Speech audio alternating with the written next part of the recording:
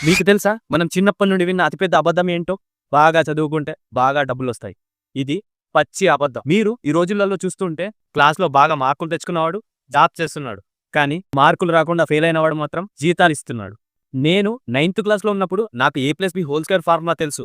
కానీ అసలు బ్యాంకుకెళ్ళి మనీ ఎలా డిపాజిట్ చేయాలో కూడా నాకు టాక్స్ ఎలా కట్టాలో తెలీదు. అసలు టాక్స్ ఎందుకు కడతామో కూడా నాకు తెలీదు. మన ఎడ్యుకేషన్ సిస్టమ్‌ని డిజైన్ చేసింది గొప్ప వాళ్ళలాగా అవ్వడానికి కాదు, గొప్ప వాళ్ళ కింద పని చేయడానికి మాత్రమే. మన ఎడ్యుకేషన్ సిస్టమ్ కేవలం డబ్బులు ఎలా సంపాదించాలో మాత్రమే చెప్తుంది. కానీ ఆ వచ్చిన డబ్బుని మన కోసం ఎలా పని చేయించాలో మనకు నేర్పించారు. స్కూళ్లలో రాసే ఎగ్జామ్లో ఫెయిల్ అయితే మనల్ని దద్దమ్మ అంటారు. కానీ రియల్ లైఫ్లో చేసే బిజినెస్లలో ఫెయిల్ అయితేనే మనం అసలైన లెసన్స్ నేర్చుకుంటాం. మన ఎడ్యుకేషన్ సిస్టమ్ ఫెయిల్యూర్ని మనకు ఒక భయం లాగా చూపించింది. అందుకే మనం లైఫ్లో ఏ రిస్క్ తీసుకోవాలనుకున్నా భయపడుతుంటాం. మనం లైఫ్లో ఎదగాలంటే బుక్స్ లో ఉన్న ఆన్సర్స్ ని బట్టి పడితే సరిపోదు. రియల్ లైఫ్ లో వచ్చే ప్రాబ్లమ్స్ ని సాల్వ్ చేయడం నేర్చుకోవాలి. మన టైం అమ్మితే వచ్చేదే జీతం.